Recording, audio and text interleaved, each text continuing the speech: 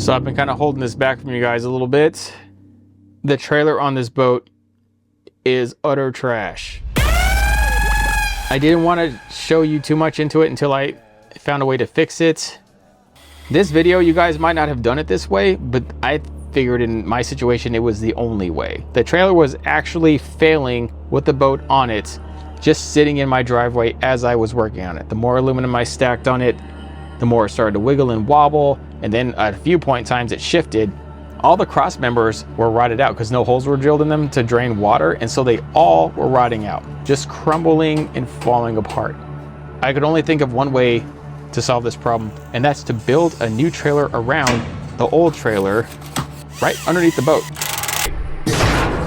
without even taking it off. And that is exactly what we did.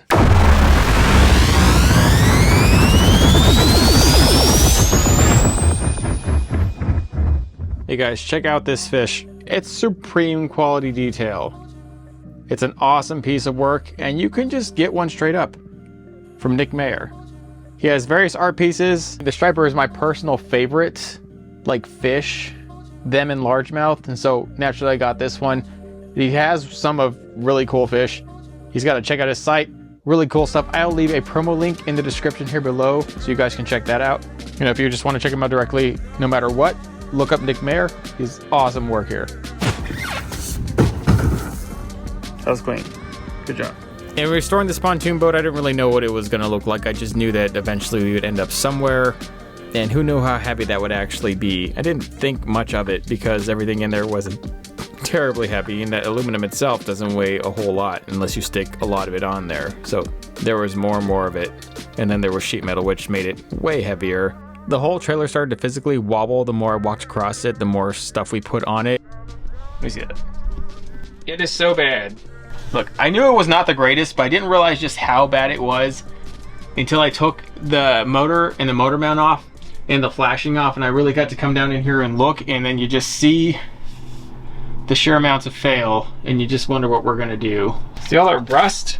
So it's completely rotting from the inside. It's like, I don't know what to do about that, but it's definitely going to crap, and it's the only beams that are good are the side beams, thank heaven, because without those we'd be really screwed. This back beam, thank heaven, it's still good. And then, but every other little beam, like cross beam here, they're all screwed. Every little cross beam here, all done. There is a legit hole right there. Look at that hole. What am I supposed to do with that? Can't weld anything to this. The bunk boards are completely just toast-ola, but I kind of knew that. Those are immediately identifiable. Those are an easy fix. We'll probably end up making our own contraption and not reusing this, whatever this is. We're obviously going to have to be spotting for a third tune. And then I got this flat bar right here. My plan was to encapsulate these beams in flat bar to save them, because you can see spots of flat bar welded onto the parent beams to kind of save them. Apparently this whole rusting through thing has been an ongoing thing, but it's just not going to work. The only way this works is if we just re-weld brand new tubing. Come to find out, it's pretty thin gauge still, like 14 gauge. I even think 12 gauge is too thin for a boat that big. I personally would have ran 3/16 for the entire thing, but there was 14 gauge, and that was for the majority of the frame. So we instead tried to repurpose that 4" by 3/16" flat bar that we were going to use to skin the inner tubes by skinning the outside frame and then eventually the insides of the frame. Ultimately tying it together with a top piece so we can tie all between all the breaks and it can still be one solid piece. In theory, it should just last. Because though when it's laying flat, the flat bar is flimsy, but when it's on its side, it's extremely rigid and very hard to bend. Jacks are specifically here really to level the trailer out and make sure that it's straight. So when we weld this, we don't weld it crooked. And so how you know it's straight, well, for one, it looks substantially better, but two, this actually bent to it. So the line is actually solid all the way around. On the internal tube, we wrapped it all the way around. Thank heaven for those welding F-clamps. And the extra large ones, you got at Harbor Freight, the burger ones. And there's a few other F-clamps I had laying around the top.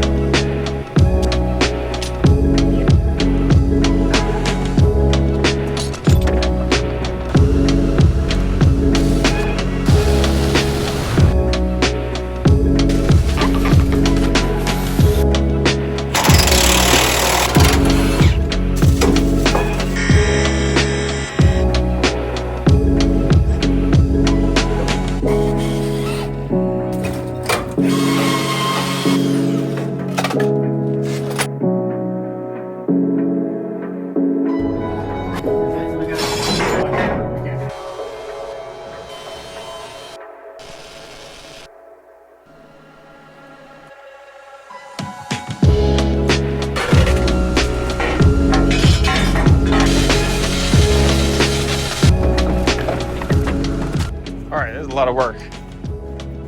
That was a lot of nonsense, but those tubes are in.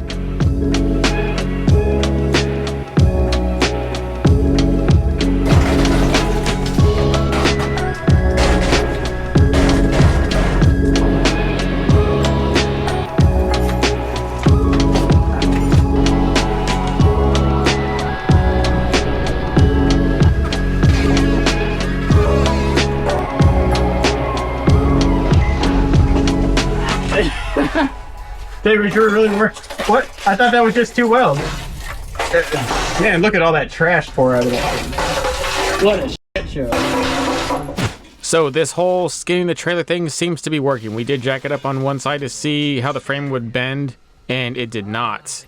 That's at least from the back end, bending it up. So even just that piece of flat bar was pretty proficient. I mean, it's so much better because I was totally screwed. I couldn't even move this trailer even if I wanted to. Like, even if I wanted to go buy a new trailer and then float this boat off the old trailer and put it onto the new one, I would still have to get this trailer to that dock without it breaking mid going down the road. Hey, if you stayed in the video this far, we do appreciate it. Please go ahead and hit that like button. It helps this video trend to find others like you who might have the same problem as this with a trailer. Whether you're rebuilding your boat or rebuilding your trailer, we have a Facebook group that handles all those things. It's one of the largest communities on Facebook, period, for stuff just like this. Check us out. This is actually day 2 of this nonsense. The front kind of freaked us out because the front has all these weird undercross beams and it had these odd tapers. It looks like it would in theory be really strong, but it's actually tremendously weak because it's all thin gauge tubing. And the back, we needed to extend the back because we extended the whole back of the pontoon. The pontoon is actually longer now than it ever was, and so this is the bare minimum. We actually might have to add more later, but let's just go ahead and start here and let's find a solution for the front.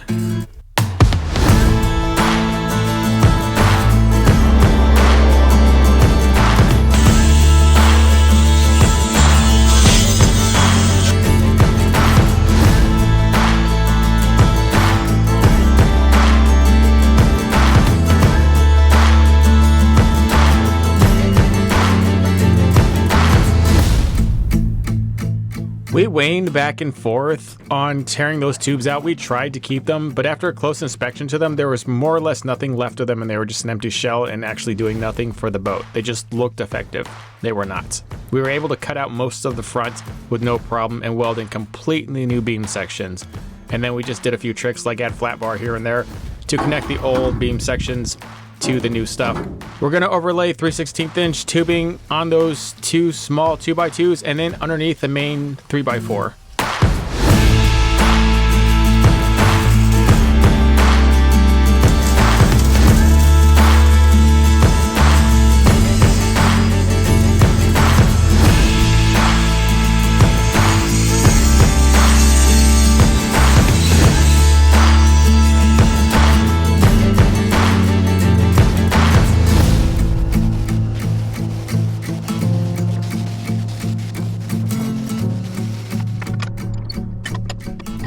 So we strengthened all those beams together. Really, we tied 3/16 inch tubing all the way from the back to the very front, just incorporating into the entire build here. And so the frame in theory should be a whole lot stronger and last as long as it's gonna last. All right, I'm gonna get rid of these tubes here to show you the damage. Like, pretty substantial, disgusting corrosion, like just ate through. So we were just, thinking catastrophic failure was going to happen if we cut these out. And it turns out that, they were so bad they were crushing in. They weren't really holding anything. So when we did cut them out, the center tube barely shifted. It was a slightly better condition, but still, you see all these rust spots. It was on its way out too. It was really bad. This is the cross number of the first one with the attached tubes. And now they're doing the same thing that we did, was they're trying to sleeve it, which is smart. I mean, it did kind of save the part of it, but I mean, it's just too little of sleeving. It's like a Band-Aid on a gaping wound. You need a whole freaking tourniquet and a surgically fix this whole thing.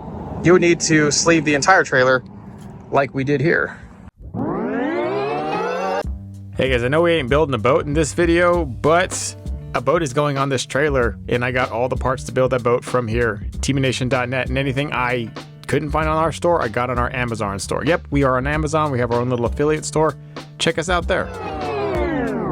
As if the trailer itself wasn't already bad enough, the bunk boards are exceptionally bad. They may be the worst bunk boards I have personally ever seen. So there's that, and then they wired the wood together. What the?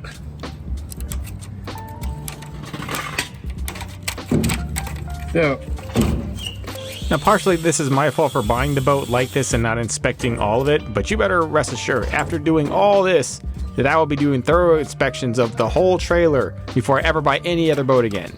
But since we have to redo them, there are two ways you can do this. You can do it with carpet, which is, I guess, the easier way. I would recommend 20-ounce carpet. We sell this carpet from Sparta Carpets. It's 20 ounce. It's nice. It's gonna last longer. It's better for your boat. It won't flatten out and get holes in it as fast. It's just overall better marine carpet.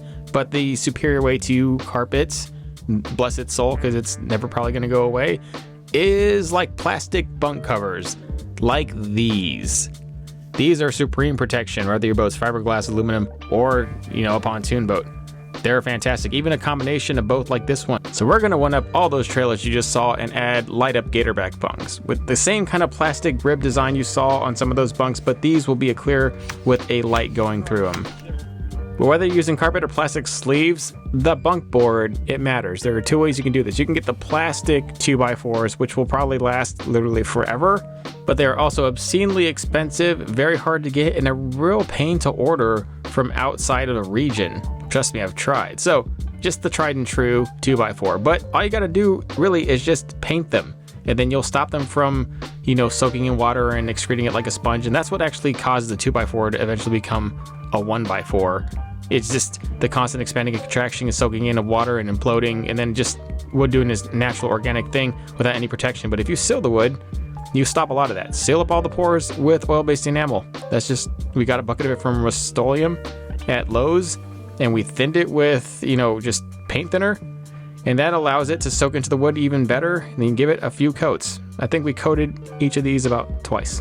We let the paint dry overnight, come up to a paint-smelling garage, and then we just get to sleeving them. So the outer side, we're just gonna sleeve them and add no internal LED because we really only need part of the bunks to light up. And you can go all out and light up all the bunks. I just didn't have enough LEDs this long to pull it off.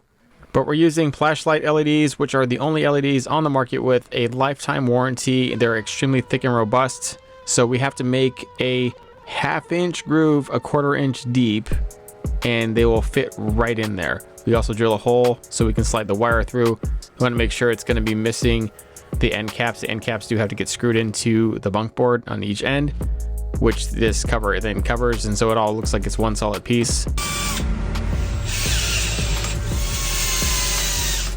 Gatorback also gives you these nice stainless steel screws to tie those plastic ends into the bunk board, but stapling is so much easier, so we just staple it. But in order to get the old bunks off, the boat has to not be on them. The only way we can do this without launching the boat is to jack it up. Thankfully, this can be done with 2 Harbor Freight engine hoists. It can also be done with car jacks to its credit. It's just a little bit more complicated and risky. So this is a safer way to do it through the lifting eye on the pontoons, and then we were able to get these bunks right off. Toast. I cannot fathom for the life of me why anybody would let their bunk boards get this bad. Look at them. They're gone. The new ones are coming on. Richard is spray painting the brackets. This will be the last little bit of protective coat they're going to get before they get rebunked. We are using 1.5 inch lag bolts with the associated washer. We're making pilot holes with a 3/16 inch drill bit and then finishing it out there with the driver. And Richard likes to use a socket so he doesn't over tighten them by hand on the final turns.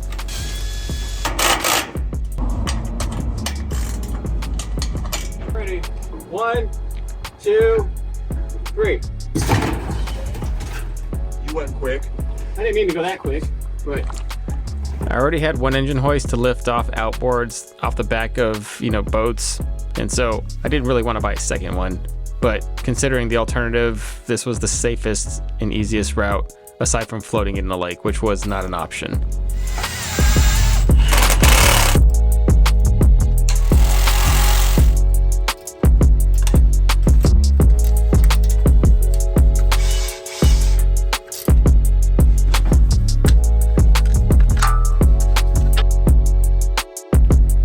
Without having to deal with the problems of the trailer, I probably would have been almost done with this boat now, but I'm pretty behind. There's nothing I can do about it. But that being said, I hope this trailer lasts for at least as long as it lasts. It's kind of an interim solution. Sleeving old steel is not a long-term solution, but it was the only solution. And I also added a few things in since I had to do all that work, like add these conduits for the wiring, because I can't for the life figure out how they wire these trailers all the way through. Some of the very, very odd look of the trailer.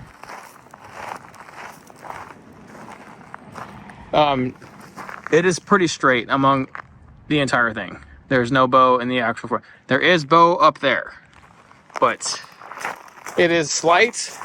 It wasn't near as bad as it was, but there is some, you can kind of see it, a little taper right there. I think I might have been able to prevent that if I'd have gotten a longer piece of under tube, because I did weld that under tube.